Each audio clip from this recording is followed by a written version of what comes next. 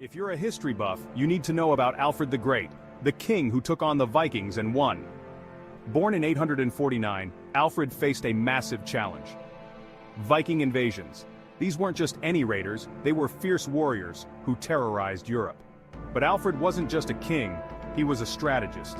In 878, he turned the tide at the Battle of Edington, forcing the Vikings to surrender. He didn't stop there. Alfred built a network of fortified towns known as burhs to keep the Vikings at bay. He even created a navy to protect the coastline. Alfred was also a scholar promoting education and justice. He translated important texts into English, making knowledge accessible.